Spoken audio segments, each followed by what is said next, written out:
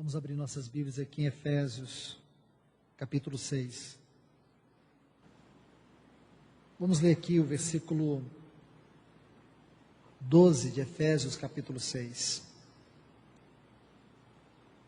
Porque nossa luta não é contra carne e sangue, e sim contra os principados e potestades, contra os dominadores deste mundo tenebroso, contra as forças espirituais do mal nas regiões celestes. Eu quero compartilhar com vocês uma palavra sobre a organização de Satanás.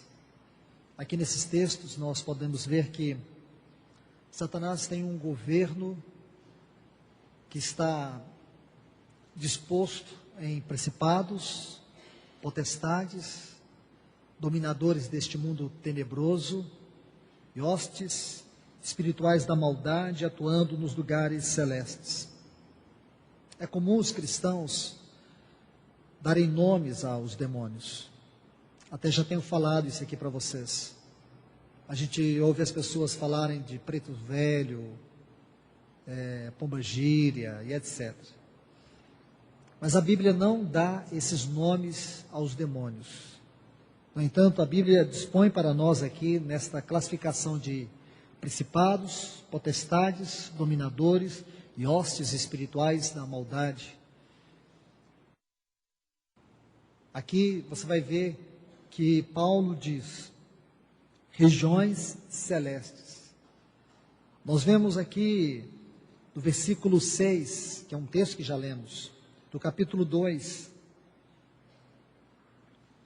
que Deus nos ressuscitou juntamente com Cristo e nos fez assentar nos lugares celestes. Esta esfera onde nós fomos colocados em Cristo. Mas por que Paulo coloca justamente essa mesma frase? Meus irmãos e irmãs, nós sabemos que não existe uma guerra entre Deus e o diabo. Deus não está em guerra contra o diabo, e nem mesmo o diabo está em guerra contra Deus, porque Satanás, ele não tem como guerrear contra Deus. O que existe é uma rebelião. Satanás é um rebelde.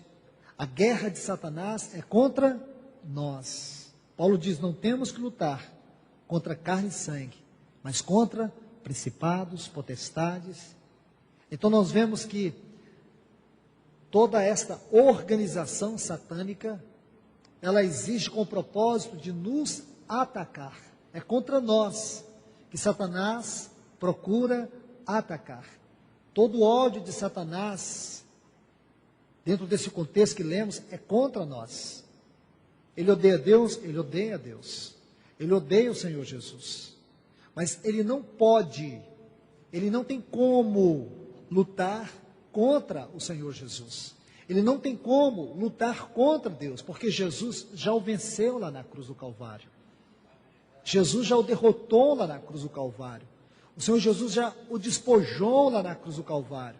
Todo o ódio de Satanás é contra nós. Ele tenta nos vencer. E o que ele quer impedir? Ele quer impedir que nós venhamos manter a nossa posição em Cristo. Ele quer impedir que nós venhamos gozar da plenitude da vida em Cristo Jesus. Eu quero fazer uma breve exposição sobre isso, mas no final. Mas antes, quero tomar aqui essas palavras que nós lemos do versículo 12 de Efésios capítulo 6. Primeiro, quero que você note a palavra principado. Essa palavra principado é o vocábulo grego arquês. Essa palavra arquês, na língua grega, designa um líder, aquele que é o principal. Aqui nós temos a ideia de um poder inerente, no sentido executivo da expressão.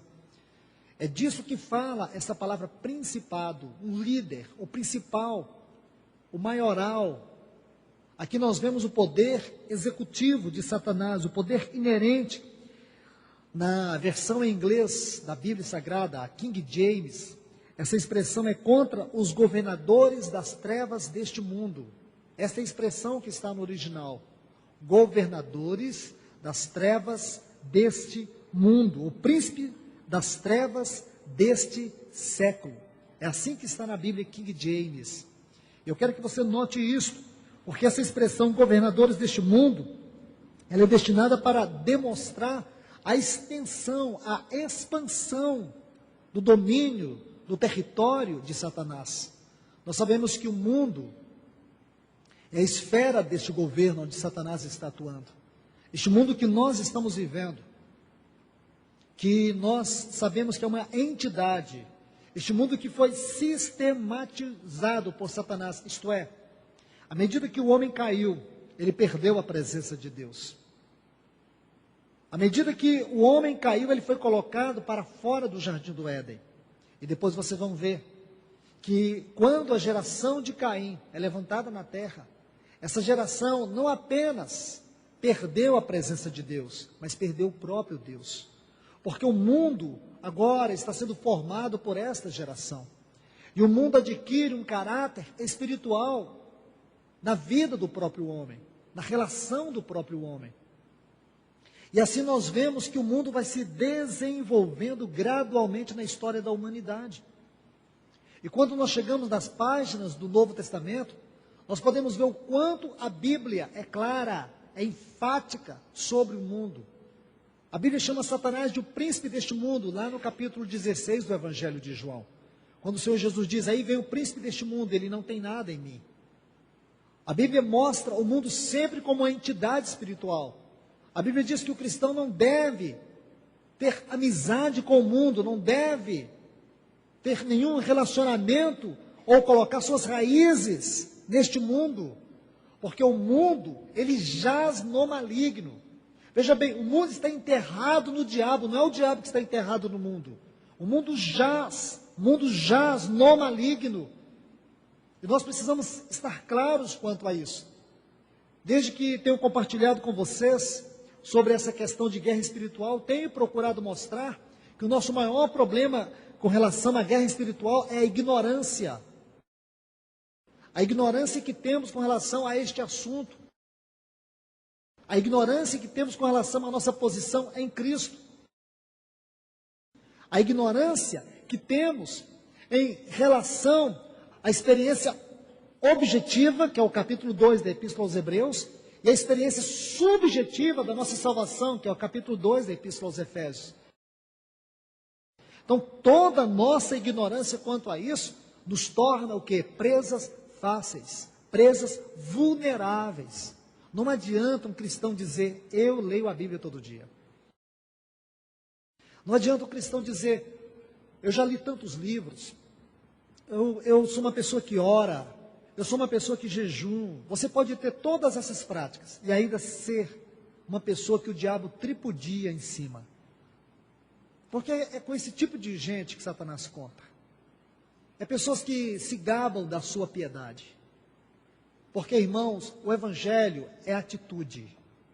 É uma atitude vivida. O Evangelho é uma questão de expressão. Se a sua vida não é uma vida vivida na expressão de viver Cristo, não interessa, não importa o quanto você lê. Não importa quantas vezes você lê a Bíblia, ou já leu a Bíblia. Não importa nada disso, se você não tem prática, se você não tem atitude, se o seu comportamento não condiz com o caráter deste Evangelho.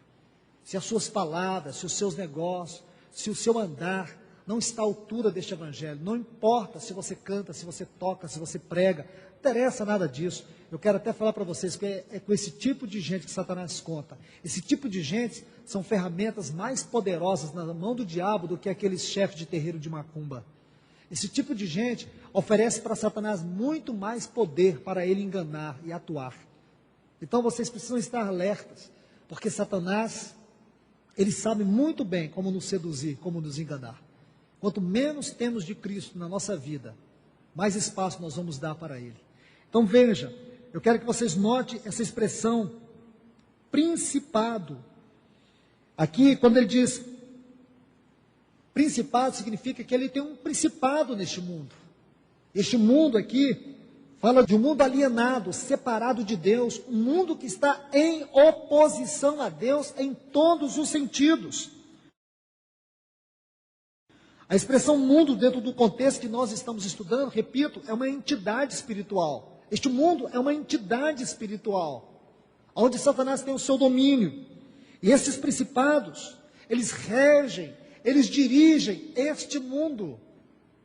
O mundo em todas as suas esferas. O mundo em todo o sentido, em todas as instâncias. Tem como príncipe, tem como governador, quem? Satanás. Então olhe para isto. Quando a Bíblia nos diz aqui em Colossenses 1,13, que o Senhor nos libertou de quê? Diz assim, de um império, de um governo de trevas. É isso que diz. O Senhor nos libertou do império de trevas. E nesse império de trevas é aonde Satanás mantém o seu domínio, mantém o seu governo, escravizando as pessoas. Eu quero te dizer algo, olha aqui essa expressão de Colossenses 1,13, império de trevas. Trevas na Bíblia, no sentido espiritual, fala de quê? De ignorância espiritual. Uma pessoa que está em trevas é uma pessoa ignorante, concernente aos assuntos espirituais. Sua mente está entenebrecida. Naturalmente, nós já nascemos com a mente entenebrecida por causa do pecado. Você pode ver isso? Então, quando diz que nós fomos libertos de um império de trevas, nós fomos libertos deste império onde reinava a ignorância. Nós vivíamos alienados de Deus. Lá em Efésios capítulo 2, Paulo diz que nós estávamos separados de Deus, estranho às alianças. Por quê? Porque, por natureza, éramos filhos da ira. Veja os versículos 1, 2 e 3 do capítulo 2 da Epístola aos Efésios. Éramos filhos da ira, estávamos em completa colisão em relação à vontade de Deus. Nosso coração estava completamente tomado pela ignorância. Irmãos, leiam os versículos 17 a 19 do capítulo 4 da Epístola aos Efésios. Em alguns estudos atrás, nós fizemos uma exposição juntos aqui, nós estudamos juntos esses versículos. Você vai pegar cada uma daquelas palavras. Cada uma daquelas palavras que estão ali no capítulo 4, versículos 17 a 19, descrevem para nós o completo estado de decadência que encontrava o nosso coração quando nós estávamos nesse império de trevas. Junte todos esses textos. Vou te ajudar. Pega os versículos 1, 2 e 3 de Efésios capítulo 2. Depois, pega os versículos 17, 18 e 19 do capítulo 4 de Efésios. Depois, pegue o versículo 3 de Colossenses capítulo 1. Aí você vai ter o quadro completo do que é uma vida sem Deus. Aí você vai entender que esse império de trevas. Por que Satanás domina as pessoas? Por que Satanás governa elas? Por que Satanás mantém as pessoas escravas, como ele quer, fazendo o que ele quer? Então, irmãos e irmãs, a Bíblia diz que ele, o Senhor, nos tirou do império, Deus nos tirou do império de trevas. De trevas, biblicamente falando, fala de ignorância espiritual. E a ignorância é a principal causa da decadência do mundo hoje. O mundo está como está por causa da ignorância. Hoje nós talvez estejamos vivendo o tempo descrito pela ciência, onde o conhecimento mais tem se elevado. O conhecimento humano tem chegado a uma proporção que, em momento algum da história, em sentido de massa humana, nós podemos chegar a tal conhecimento. Hoje a informação é muito fácil, é acessível. À medida que a inteligência do homem avançou, mais ignorante ele tem estado de Deus.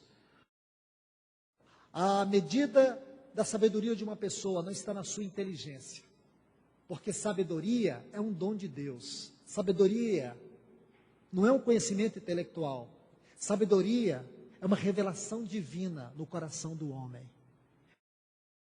Você quer saber o que é sabedoria? Abra sua Bíblia, lá na sua casa. Leia o capítulo 8 de Provérbio. Ali você vai ver a sabedoria personificada. Aí você vai lá para Efésios, no capítulo 1. Aí você vai ver a partir do versículo 15, Paulo orando para aqueles irmãos em Éfeso. E quando ele chega no versículo 18, ele ora para que Deus dê àqueles irmãos o quê? Espírito de sabedoria e revelação no pleno conhecimento de Cristo. Inteligência é uma coisa, sabedoria é outra.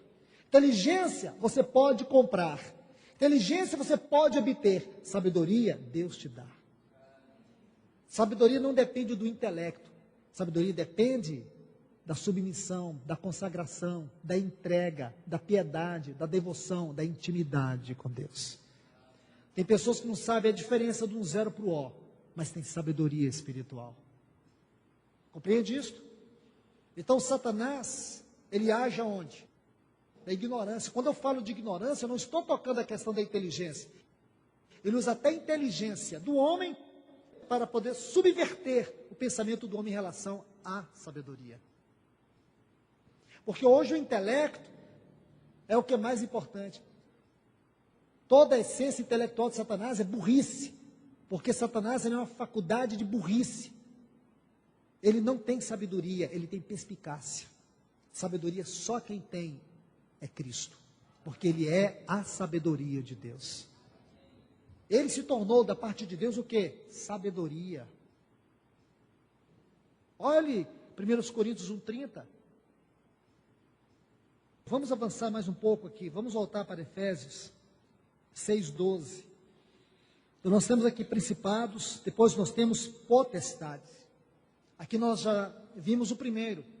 Então, veja, a Bíblia é clara. Primeiro, principado. Agora, potestade. No original, essa palavra é exousia, da onde vem governo, da onde vem o reino, autoridade, domínio. Essa palavra descreve para nós, de maneira clara, que Satanás tem um governo aqui, ele tem um domínio aqui, ele tem uma autoridade nessa terra. Irmãos, eu e você, irmãos e irmãs, todos nós precisamos ver isso. Nós não podemos negar a existência do diabo, porque ele existe.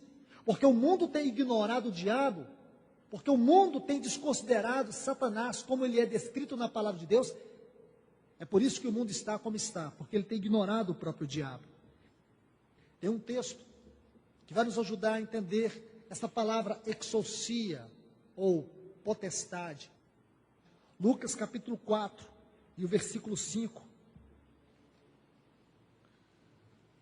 Lá na tentação, lá no deserto, quando Satanás, ele mostra ao Senhor Jesus todos os reinos deste mundo. Ele diz para o Senhor Jesus: dar-te-ei toda esta autoridade. Ele diz para o Senhor Jesus que ele daria para o Senhor Jesus, não os reinos, mas a autoridade ao Senhor Jesus, sobre esses reinos. Agora veja o que ele diz mais à frente: porque ela me foi entregue. Eu queria que você sublinhasse isso na sua Bíblia, porque essa frase só é descrita aqui. Me foi entregue. Me foi entregue por quem? Por Adão. Porque você se lembra quando Deus criou o homem, lá no capítulo 1 e o versículo 26 de Gênesis? Deus diz para o homem: domine os peixes do mar, as aves do céu, os répteis na terra. A palavra domine aqui no hebraico, ela é a palavra correspondente para essa palavra exousia no grego. Então, esta exousia é a mesma palavra que ele usa aqui. Dar-te esta autoridade. Que autoridade? Aquela que Adão perdeu. Ele diz: eu te darei esta autoridade. Você está vendo aí? Porque me foi entregue. Você pode ver a seriedade disto. O homem perdeu essa autoridade. Agora, Satanás, ele usurpou.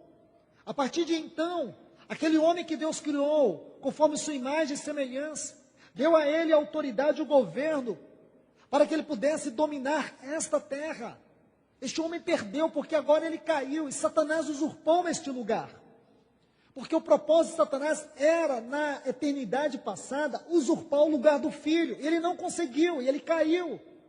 Agora ele vem até o homem criado segundo a imagem e semelhança de Deus, perverte esse homem, leva o homem ao pecado, à queda. E agora ele tem uma brecha, e ele passa a ter um domínio aqui nessa terra. Você diz, irmão, isso é um absurdo, mas não é. É só você ler a sua Bíblia. Leia o capítulo 2 de Gênesis, versículo 15. A Bíblia diz que Deus colocou o homem para cuidar do Éden, para guardá-lo. Está na sua Bíblia. Versículo 15 de Gênesis capítulo 2. Por que ele tinha que guardar o Éden? Por que ele tinha que guardar tudo aquilo? Porque era a responsabilidade dele. Guardar significa manter o território. É a palavra vigilância no Novo Testamento. Enquanto o homem mantivesse o Éden guardado. Guardado como? No poder da obediência.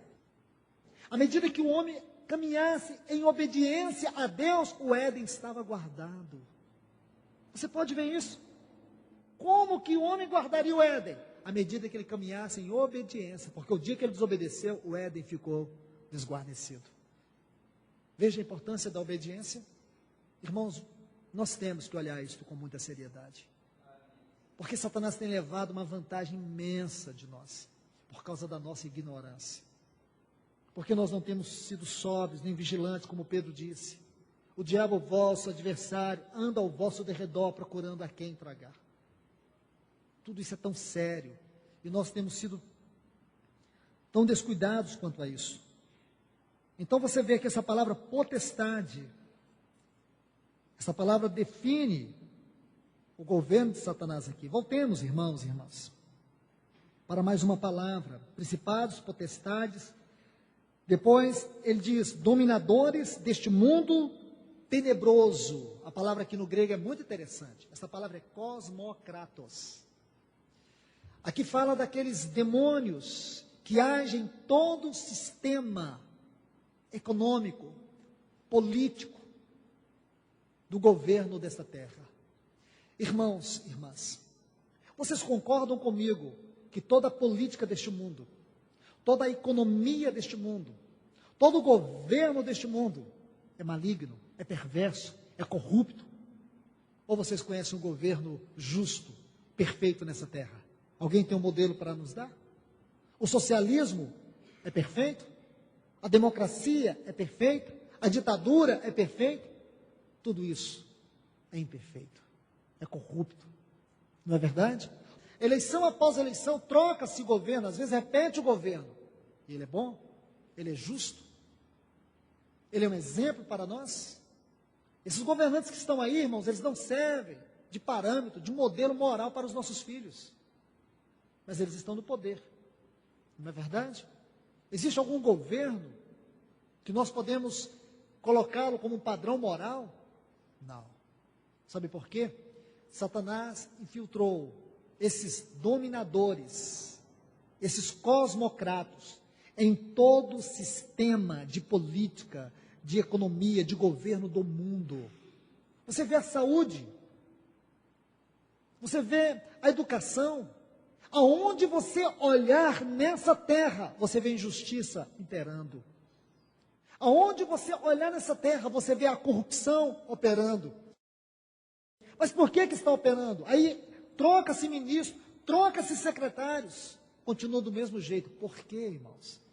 Há muitas pessoas bem intencionadas. Você vai em vários ministérios, tem cristãos sérios. Existem pessoas sérias nos governos. Mas por que eles não conseguem mudar a realidade das coisas? Porque quem manda ali não é o presidente, não são os ministros. Quem manda é Satanás, é a Bíblia que diz, cosmocratos, dominadores deste mundo tenebroso. Por mais que um governo seja bem intencionado, ele não consegue fazer o que ele quer. Sabe por quê? Existem espíritos malignos atuando em toda a esfera da política, da economia, da saúde, da educação, onde quer que seja.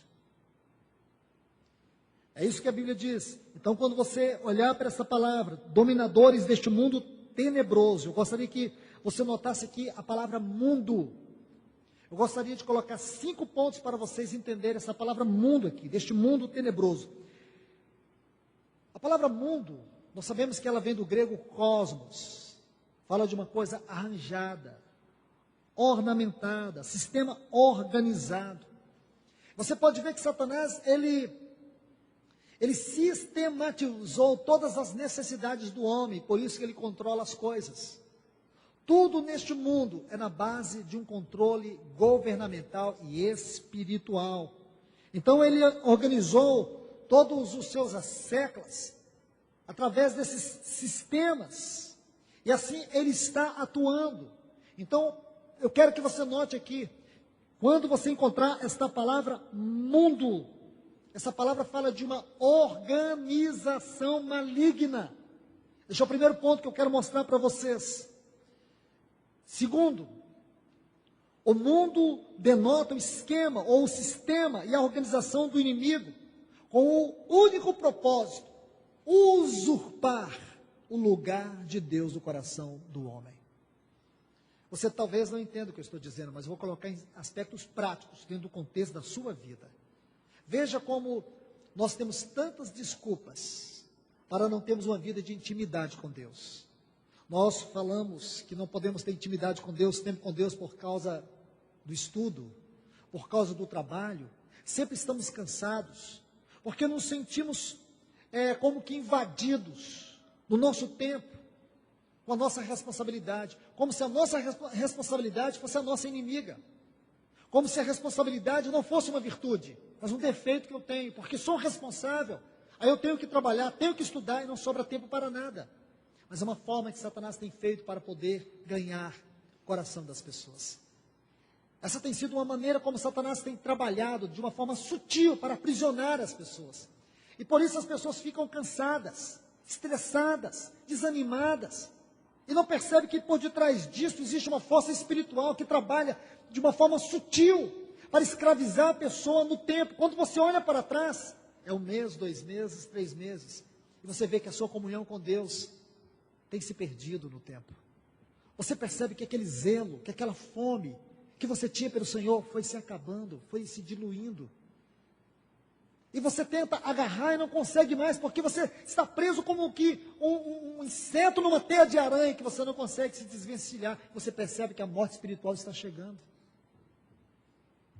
E você tem uma relação tão forte com pessoas, com amigos, com parentes, que o pouco de tempo que sobra é preenchido por eles. E nunca sobra tempo para você cultivar uma vida de intimidade, de piedade com Deus. E à medida que o tempo vai passando, mais preso nessa teia, nós vamos ficando. E sabe o que é isso? Mundo. O mundo que Satanás tem feito, trabalhado, para tomar posse do teu coração, para tomar posse da tua vida. Terceiro lugar, o mundo é um sistema opressor, e Satanás é o príncipe deste sistema. É ele que está por detrás desse sistema que te oprime, que vai te fustigando, te deprimindo. Ele começa muito lentamente. Sabe como ele faz? Ele vai te apertando aos poucos. Aí você se sente muito ansioso e preocupado. Depois você passa do estado de ansiedade e preocupação e vai para um estado de angústia e depressão. Depois você sai do estado de angústia e depressão, vai para o estado de opressão. E algumas pessoas até suicidam. A maneira como Satanás vai possuindo a vida delas. Algumas pessoas perdem o controle até mesmo da própria vida em relação a tudo isso. Em quarto lugar, o mundo está organizado de forma visível, mas porém, o seu poder é um poder invisível. Nós vemos hoje o mundo organizado em todo o sistema visível, mas o mundo como entidade, o poder que está por detrás de todo esse sistema é um poder invisível. E esse poder está em toda parte. Mas irmãos e irmãs, nós temos que entender que o Deus que nos salva do pecado é o mesmo Deus que nos salva do poder do mundo. Por último, o mundo é uma mentalidade, é uma perspectiva de vida sem Deus. Isto é o mundo. Uma perspectiva de vida sem Deus, um conceito de vida sem Deus. De acordo com a Bíblia, o mundo sempre está em colisão contra Deus. O mundo sempre está em oposição a Deus. O mundo nunca concorda com as coisas divinas. O mundo sempre estará em completa colisão à vontade de Deus. Esses 5 pontos servem para ilustrar para nós, de forma sucinta, o que significa o mundo. Amados, uma outra expressão que eu quero que você note nesta frase: dominadores deste mundo tenebroso. Essa palavra tenebroso, no original grego é skotos, no original grego é skotos, fala de trevas, fala de escuridão. Este mundo, esta mentalidade, essa perspectiva sem Deus, de trevas, de escuridão. E nós sabemos que trevas é uma metáfora para descrever a ignorância espiritual. Vamos ler aqui Efésios 2:2. Nos quais andastes outrora, segundo, olhe bem, o curso deste mundo, segundo o príncipe da potestade do ar. Olhe bem, veja que a palavra espírito aqui, uma tradução fiel, fala princípio, é um princípio. Esse espírito aqui, como está na nossa Bíblia, não é a tradução mais correta. A tradução correta é princípio, o princípio que opera. Essa é uma palavra forte, porque fala de energia, fala de força, fala de um poder. É isso que você vai entender. Então nós precisamos ver isso com muita clareza. O princípio que agora atua nos filhos da desobediência. Então veja a seriedade disso. Amém. Vamos avançar um pouquinho. Por último, Paulo fala assim, então vamos lá, principados, potestades, dominadores deste mundo tenebroso, e agora, por último, hostes espirituais da maldade, atuando nas regiões celestes. Hostes espirituais da maldade. Aí, Efésios 6:12. Esta palavra hostes é a palavra grega poneria, significa depravação, corrupção, malícia. Aqui são os demônios das drogas, da prostituição, de toda depravação moral, da feitiçaria. Então, estes são as hostes espirituais da maldade. Talvez nós tenhamos dado mais ênfase a esses demônios, mas na verdade, dentro da classificação, esses são os demônios mais inferiores. Em termos de poder, esses demônios são inferiores aos principados, potestades, aos dominadores deste mundo tenebroso. Porque as pessoas ficam no mundo hoje, você vê o grande avanço do governo querendo combater as drogas. O governo consegue vencer as drogas? Não. Por quê?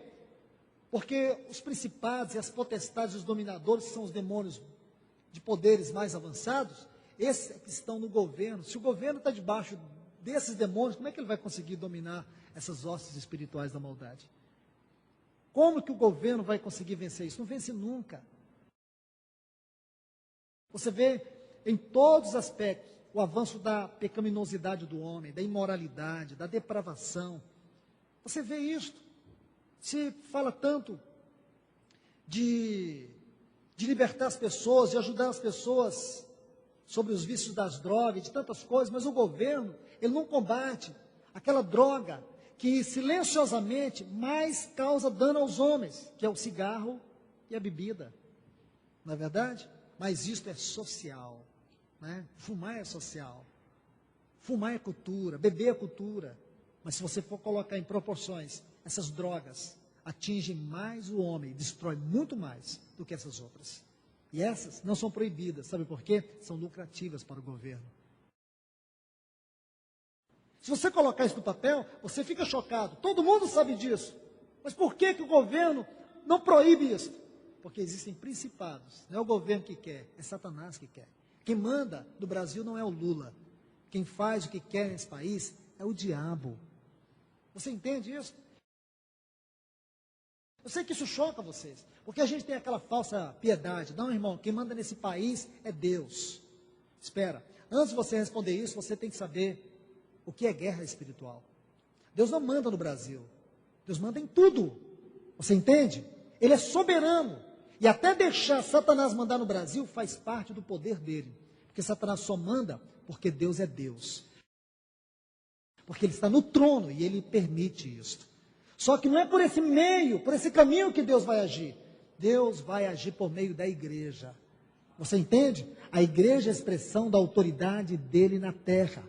Deus não pode fazer nada nessa terra se não for através da sua igreja. Não é porque ele não quer, não tenha poder, porque ele não vai ferir sua justiça, a sua autoridade, o seu princípio. O que diz o versículo 10 de Efésios capítulo 3? Para que pela igreja a multiforme sabedoria de Deus se torne conhecida dos principados e potestades. A expressão da autoridade de Deus na terra começa lá em Gênesis capítulo 1, você vai entender aquilo lá. Deus interviu ali, quando o homem caiu, naturalmente Deus levantou ele, restaurou ele e tirou Satanás do Éden. Não, Deus tirou foi o homem. Satanás continuou no trono deste mundo. Você consegue entender agora? Quem foi colocado para fora não foi Satanás, foi o homem. Porque Deus, ele não age como nós agiríamos numa situação dessa. Deus é justo e é correto. Então nós não conhecemos o caráter de Deus, não conhecemos o propósito de Deus e queremos dar respostas evasivas. Irmãos, não podemos fazer isso. Nós não podemos dar respostas evasivas para nada. Você tem que conhecer a palavra de Deus, conhecer o caráter de Deus para você tocar nesse assunto. Então quem é que é o príncipe deste mundo? Não foi eu, não foi você, ninguém disse isso, a não ser o Senhor Jesus. O príncipe deste mundo, quando ele disse o príncipe deste mundo, ele estava dizendo que Satanás tem um principado aqui, e é ele quem manda. Mas ele disse, mas ele não tem nada em mim. Se Satanás não tem nada em mim e você, ele pode ser o príncipe dessa terra como ele for, ele não tem autoridade sobre nós, porque a autoridade de Deus na terra foi dada à igreja. Essa autoridade foi dada com um propósito. Veja o versículo 20, lá de Romanos capítulo 16, o Deus de paz esmagará Satanás debaixo dos vossos pés. Você entende? Um dia este governo das trevas, este governo do mal, que tem um principado aqui, este governo, ele vai ser esmagado pelos pés da igreja. Por isso o Senhor está chamando a sua igreja, Ele está reivindicando esta igreja, Ele está restaurando o seu testemunho nela. Irmãos e irmãs, há quanto tempo nós estamos aqui ouvindo a palavra de Deus? E quantos de nós temos nos dado conta da seriedade, da responsabilidade de viver esse tempo? Quantos de nós estamos levando isso a sério? Quantos de nós que estamos aqui, estamos levando isto aqui a sério? A grande multidão está achando muito boa a palavra, mas não se dá conta do peso dela. Mas um dia Deus vai reivindicar uma resposta dessa palavra. E vamos ver qual é o conteúdo que você tem. Porque um dia, essas trevas que têm cobrido essa terra, chegarão no seu apogeu. E o príncipe deste mundo terá o seu anticristo aqui nessa terra. Um governador humano que vai comandar este mundo. Olhe o que está acontecendo nessa terra, neste exato momento. Olhe para a África. Veja os grandes conflitos da África. Olhe para o Oriente. Veja os grandes conflitos no Oriente. Olhe para a Europa. Veja o que está acontecendo na Europa. Criaram-se um mercado comum europeu, mas eles não conseguem se entender. Eles não conseguem sobressair aos Estados Unidos, nem mesmo às grandes potências, aos grandes tigres asiáticos. Essas nações que compõem o mercado comum europeu, e eles sonhavam com isso, com uma poderosa nação. E essa poderosíssima nação iria suprimir todas as demais potências. Eles não conseguiram fazer isso ainda. Olhe o caos que é o mundo. Olhe para os Estados Unidos. Eles entraram numa guerra, quebrando o princípio de autoridade. Tiraram Saddam Hussein. Nós aqui, ninguém, eu acredito, aqui concorda com Saddam Hussein. Ele está morto agora, sabemos. Mas quando os Estados Unidos tirou aquele homem, como tirou o Iraque virou um caos. Manda-se tropa. Os homens mais preparados dos Estados Unidos estão lá. Conseguem colocar ordem no país? Não conseguem. Porque feriram o princípio de autoridade. Você entende? Trilhões de dólares já foram gastos. Não se resolve nada. Olhe como está o mundo. Olhe as grandes catástrofes. Olhe tudo o que está acontecendo nessa terra. O mundo clama por um líder mundial que traga paz, que traga segurança. O mundo clama por isso. Ele vai aparecer. Mas saiba de uma coisa. Aquilo que está lá no versículo 14, do capítulo 24 do Evangelho de Mateus. E este Evangelho do Reino será pregado em todo o mundo para testemunho a todas as nações. E então virá o fim. Aqui este fim é o fim desta era. E o fim desta era é o reino. É o reino milenial de Cristo. Aí vai iniciar o reino milenial. Por isso o Senhor, Ele está preparando um grande exército de vencedores. Não segundo a teologia da prosperidade. Porque a teologia da prosperidade tem pregado muito isso. Irmãos, nós não precisamos de teologia da prosperidade, precisamos de prosperidade na teologia.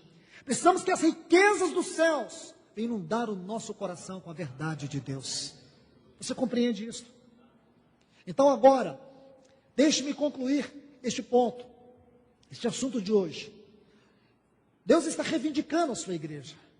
Para onde Deus está nos conduzindo nesta geração? Qual tem sido o propósito de Deus em derramar para dentro de nós a vida do seu Filho? O poder do Espírito Santo. Qual tem sido o propósito de Deus de investir em nós a sua palavra nesse tempo? O propósito de Deus é de nos conduzir à plenitude de Cristo. Meus irmãos, quero ilustrar isto com vocês, com um fato lá no Antigo Testamento, que vai nos ajudar a entender melhor esse versículo 12 de Efésios capítulo 6. Vamos estudar um pouquinho da história do Antigo Testamento, da peregrinação do povo de Israel pelo deserto. Se você abre Números capítulo 33, você vai ver que ali estão as 42 estações da peregrinação do povo de Israel pelo deserto. E você vai descobrir que a 32ª estação é chamada Ezion-Geber. É curioso isso, porque naturalmente quando você lê essa frase na Bíblia, você nunca vai se interessar por ela. Você nunca vai se importar com isso. É natural que nós não demos nenhum valor a uma frase, a um nome de uma estação como essa, Ezion-Geber. O que isso quer dizer? Para muitos nada, mas para mim e para você, que nesse tempo tem sido ajudado pelo Espírito Santo, nós precisamos permitir que o nosso coração se abra diante da revelação da palavra de Deus. Mas não é tão simples assim. Vou tentar sintetizar isso, irmãos, porque nós gastaríamos um tempo maior para poder chegar até aqui. Vocês sabem que eles saíram lá de Ramsés. Ramsés foi a primeira estação. Então eles vieram por Ramsés, Sucote, Etam, Pirairote, Mara, Elim, Refidim, e aí sucessivamente. Mas eles chegaram lá em Ritma. Você se lembra de Ritma? Vou te ajudar. Ritma é a 15ª estação. Irmãos e irmãs, isso é especial demais. Porque quando eles chegaram em Ritma, foram 2 anos de peregrinação. E quando eles chegaram em Ritma, eles estavam perto de entrar em Canaã. Você começa estudando a parte final do capítulo 12 e vai até o capítulo 14 do livro de Números. Mas quando você chega no capítulo 13, a partir do versículo 31, você tem aquele relato daqueles 12 espias, especialmente dos 10. Deixa eu fazer uma explanação mais sucinta, mais concisa para que você entenda. Você se lembra que quando eles chegaram em Ritma, ali, 2 anos, eles estavam prestes a entrar. Eles chegaram nesta região do Golfo de Acaba. Guarde esse nome, Golfo de Acaba. Essa região aqui, foi aqui que eles entraram. Você se lembra lá do versículo 31 ao 33, de Números capítulo 13? O que eles falaram? O que aqueles 10 espias falaram para o povo? Isso é impossível. É impossível nós entrarmos naquela terra inconquistada, porque é terra de gigantes. É terra que devora os seus moradores. Ali nós vimos os filhos de Enaque. Os Enaquins eram gigantes. Diante dos seus olhos, nós éramos como insetos. Esta é uma terra que devora os seus moradores. Esses são os versículos 31 a 33 de Números capítulo 13. Você se lembra disso? E o que aconteceu? Aí você vai estudar o capítulo 14 de Números. Deus se entristece. Deus diz: vocês não vão entrar nessa terra. Vocês não poderão mais entrar nessa terra. E sabe o que aconteceu? A partir daquele momento, eles entram para uma região chamada região do Monte Seir. Sabe onde você vai entender isso melhor? Vou te ajudar. O capítulo 2. Capítulo 2 do livro de Deuteronômio. A gente vai ler daqui um pouco. E eles ficaram rodeando aquelas montanhas de Seir, que era uma cordilheira muito grande. Muitas e muitas estações. Veja bem, da 16ª até a 30ª estação, ou 31ª, porque a 31ª é a Brona, vou falar dela agora. Então, daqui, veja bem, 15 estações, eles ficaram em torno do Monte Seir, andando em círculo. Olha que coisa curiosa, por causa dos gigantes. E sabe onde é que eles viram esses gigantes? Aqui em Ezion-Geber. Sabe o que significa Ezion-Geber? Homens altos, gigantes, homens fortes. Deixa eu ler com vocês um texto, por favor. Números capítulo 13, versículos 31 a 33.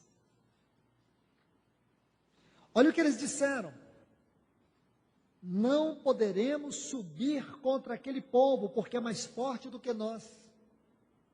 E diante dos filhos de Israel, infamaram a terra que havia espiado, dizendo: a terra pelo meio da qual passamos a espiar é terra que devora os seus moradores.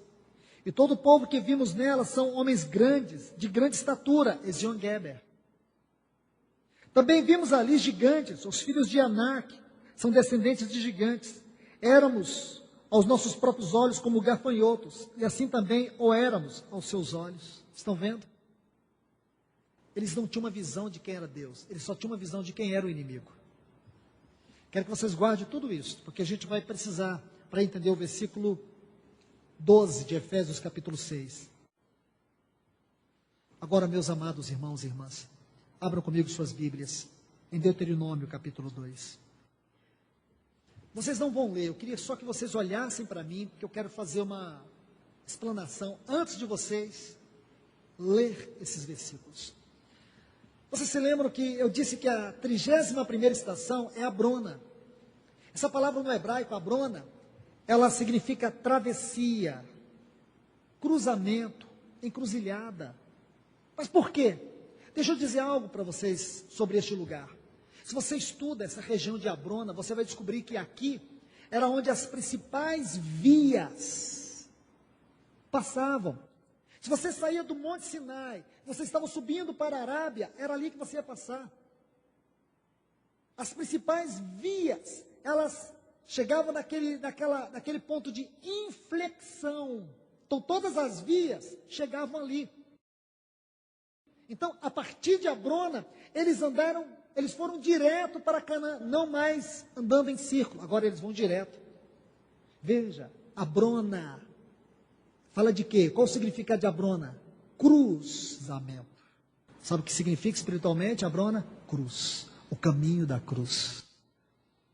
Você vê na sua vida,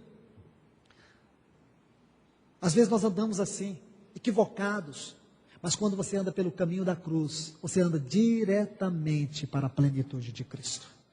Somente o caminho da cruz pode nos conduzir a Cristo. Nós necessitamos do trabalho da cruz em nossa vida. É isso que fala Abrona. Mas depois de Abrona tem o quê? Gigantes. Irmãos, eles não podiam sair de Ritma e ir diretamente para Canaã. Por que tudo aquilo aconteceu? Porque Deus permitiu, porque, irmãos, deixa eu dar um texto para vocês. Anote esse texto e não esqueça dele mais nunca, para você entender isso aqui. 1 Coríntios 10, e o versículo 6. Quando Paulo está falando dessas jornadas, ele diz, tudo o que foi escrito aqui foi para nossa admoestação. Irmãos, o Espírito Santo escreveu essas verdades tendo em vista eu e você. Estão entendendo? Eu e você. Está lá no versículo 6, Paulo diz isto. Nós que chegamos no fim deste século, foi para nós que ele deixou isto. Então olhe, o Senhor, ele reservou isso para nos ensinar. Porque antes de nós entrarmos na plenitude de Cristo, nós necessitamos do trabalho da cruz na nossa vida. Nós nunca vamos vencer gigantes. Nunca poderemos vencer gigantes se não formos trabalhados pela cruz. A primeira geração foi aquela geração que fracassou.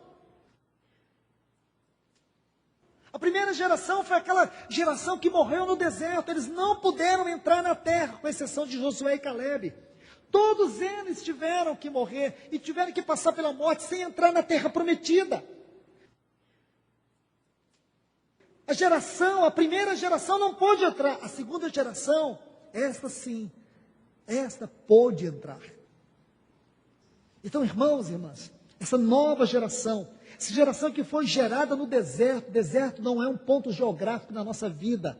Deserto fala de sofrimento, deserto fala de provação. Somente aqueles que conheceram espiritualmente o significado da provação na sua vida, somente aqueles que são gerados no sofrimento, esses sim, terão o caráter do verdadeiro exército de Deus que vai vencer o inimigo. Vai pisar na cabeça de Satanás. Agora, olhe aqui. Então agora você tem uma visão de Abrona, fica fácil. Versículo 1 diz, depois, viramo-nos e seguimos para o deserto, caminho do Mar Vermelho, como o Senhor me dissera. Aqui existe, quando você estuda essas citações, você precisa estar muito atento, porque sempre estaremos fazendo correções. Porque dá a ideia que eles estão voltando para o Mar Vermelho, não é. Aqui não é o canal de Suez, porque fala Mar Vermelho, você pensa que é o Mar Vermelho por onde eles passaram, não é. Aqui é o Golfo de Acaba, e não o canal de Suez. Golfo de Acaba, ok? Diferente do canal de Suez, por onde eles passaram, quando eles saíram de Pirrairote. Lembra, saíram de Pirrairote, atravessaram o Mar Vermelho, foram para Mara, depois para Elim. Então, só para você entender, a título de informação, aqui é o Golfo de Acaba. Seguimos para o deserto, caminho do Mar Vermelho, como o Senhor nos dissera. Muitos dias rodeamos a montanha de Seir. Isso quer dizer, eles ficaram muito tempo, a ordem que não está dentro da cronologia. Ele está descrevendo isso. É uma síntese de tudo que ele está falando aqui. Então veja bem, aí diz o quê? Que eles ficaram 38 anos. Então o Senhor me falou dizendo, tendes já rodeado bastante esta montanha. Quantos anos que eles rodearam a montanha? 38 anos. Virai-vos para o norte. Aqui é Abrona. É aqui que eles tomam a direção reta para Canaã. Por favor, agora olhe comigo, versículo 8. Passamos, pois, flanqueando assim nossos irmãos, os filhos de Esaú, que habitavam em Seir, como o caminho de Arabá, de Elata e de Ezion-Geber. Elata é o mesmo que Abrona. Viramos-nos, seguimos o caminho do deserto de Moabe. Então o Senhor me disse, não molestes a Moabe, e não contentas com eles em peleja, porque te não darei possessão da sua terra, pois dei a Ar em possessão aos filhos de Ló. Os Emins, sabe o que significa aqui esses Emins? Essa palavra no hebraico significa pavor, terror, porque eles eram povos altos, fortes, eles massacravam todos os seus inimigos. os Emins. Dantes habitavam nela, povo grande e numeroso e alto, como os Anaquins. Também eles foram considerados refaíns, como os Anaquins e os Moabitas. Anaquins. E os Moabitas lhe chamavam Emins. Os Oreus, olivenses Oreus, também habitavam outrora em Seir. Porém os filhos de Esaú os desapossaram e os destruíram de diante de si. E habitavam no lugar deles, assim como Israel fez, a terra da sua possessão, que o Senhor lhes tinha dado. Então veja bem, meus irmãos, eu queria que vocês entendessem isto. Então, o que estava entre Canaã e Israel? Estava Ezion-Geber. Estavam quem? Estavam esses gigantes. O que significa esses gigantes? Principados e potestades. Esses gigantes estavam aqui quando? Lá em Ritma, lá na 15ª estação, quando eles viram os gigantes. O que eles disseram? Nós não podemos possuir a terra. O que significa a terra de Canaã no sentido espiritual? A plenitude de Cristo. E eles achavam que eles jamais poderiam desfrutar da plenitude, espiritualmente falando, da plenitude de Cristo por causa dos gigantes. Eu não sei se você está entendendo isso. Mas irmãos, agora olhe para o versículo 12 de Efésios capítulo 6. O propósito desses principados e potestades é impedir que você entre na plenitude de Cristo. É isso que Satanás está fazendo. Toda esta guerra espiritual que ele tem desenvolvido com o propósito de te atingir, é impedir que você desfrute da plenitude de Cristo. Eis a explicação para tanta pobreza espiritual no meio do povo de Deus. Porque Satanás tem se colocado, esses gigantes, esses principados, essas potestades, para impedir que você avance. Olhe para a tua vida. Você tem desfrutado da plenitude de Cristo? Você tem gozado de uma vida de intimidade com Deus? Uma vida onde você tem revelação plena de Deus na sua vida, de um desfrute real daquilo que é Deus? Não estou falando de emoções efêmeras. Estou falando de uma vida profunda em Deus. Estou falando de uma vida que verdadeiramente vive Cristo. Você tem vivido tal vida? Mesmo que você tenha visto tantas oposições, tantas lutas, mas você sente cada dia fortalecido para avançar mais e mais para dentro de Deus. O que tem impedido você disso? Você tem 1000 desculpas, mas a Bíblia não dá nenhuma delas. A Bíblia não cita nenhuma desculpa. Cita, sabe o quê? Principados e potestades. Satanás tem impedido você de desfrutar de Cristo. Por isso que a vida de muitos cristãos são tão vazias. Por isso que a vida de muitos cristãos tem perdido o significado. Aqui estão esses gigantes. Talvez você diga, bom, nós não temos medo dos gigantes. Satanás não se preocupa se você tem ou não tem medo dele. Satanás está inquieto com o único propósito de te enganar, de te seduzir. É a palavra que Paulo usa lá em Efésios, capítulo 6. Astutas ciladas. A palavra ali, metodias no grego. Sua sutileza, seus métodos imperceptíveis, que vai nos envolvendo, que vai nos engolfando, que vai nos amarrando, que vai nos seduzindo. Quando você olha, toda a sua vida está espiritualmente emaranhada. Você percebe que espiritualmente você não avançou. Você percebe que a plenitude de Cristo é algo distante da sua realidade espiritual hoje. Irmãos, nós não temos que ler a Bíblia com o propósito de nos enganar. Nós não podemos ler a Bíblia e ficar lendo livros como se nós estivéssemos passando um paliativo na nossa consciência. Nós temos que ler a Bíblia, ler livros, seja lá o que for no sentido espiritual, com o propósito de obter mais e mais comunhão com Deus. É isso que Satanás quer impedir. Eis a razão da sua frieza. Eis a razão da sua fraqueza. Eis a razão da sua superficialidade espiritual. Esses gigantes estão colocados na nossa frente, ao nosso derredor, para impedir que nós venhamos avançar. Por isso ele tem usado o mundo Por isso que Ele tem sistematizado todas as coisas nesse mundo para nos envolver. Veja o que existe de entretenimento nessa terra, com o propósito de nos seduzir, de ganhar o nosso coração. E nós não temos tido discernimento.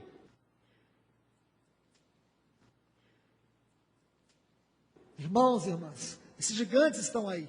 E o propósito deles é impedir que você entre na plenitude de Cristo. Eis a explicação para tanto vazio, para tanta frieza, para tanta indiferença, para tanta pobreza espiritual. Às vezes admiramos porque Deus tem revelado sua palavra para uma pessoa ou outra. E por que não revela para nós? Deus deseja abrir a sua palavra para a sua igreja, para alimentá-la. Porque a palavra de Deus revelada é o alimento que nos sustenta. É o alimento que nos fortalece. É o alimento que nos dá vigor. O falar do Senhor é o seu trabalhar em nós. À medida que Deus vai falando, Ele está trabalhando Ele mesmo na nossa vida. É tudo que Satanás não quer. Olha, irmãos, o versículo 10 de Efésios capítulo 6. Quanto ao mais, irmãos, sede fortalecido no Senhor e na força do seu poder. Revestivos de toda a armadura. De quem que é a armadura? É minha? É tua? Não, a armadura, ela é de Deus. Como nós vamos nos revestir dessa armadura que é do próprio Deus, se somos espiritualmente pobres, se temos sido negligentes, levianos? Que o Senhor tenha misericórdia de nós nessa noite, irmãos. Que a sua palavra possa abrir os nossos olhos. Que o Senhor possa agir de uma forma poderosa na minha e na sua vida. Porque esses principados estão aí, com o único objetivo: impedir que você desfrute da plenitude de Cristo. O propósito de Satanás é que você seja uma boa cristã, um bom cristão espiritualmente pobre. Um bom cristão superficial. Uma pessoa que gosta muito de ler e ficar ouvindo palavra, mas sem prática de vida espiritual, sem realidade de Cristo na sua conduta. Uma pessoa que não vive Cristo na experiência.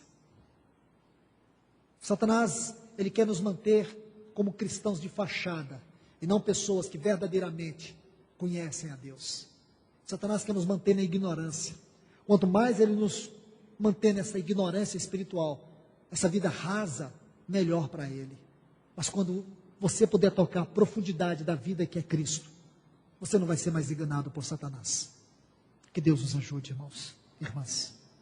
Que Deus essa noite, na sua infinita misericórdia e graça, possa nos ajudar. Nós necessitamos muito da palavra de Deus. Temos uma extrema carência dentro de nós desta palavra. Que Ele tenha te alcançado nessa noite. Essa é a minha oração no nome de Jesus.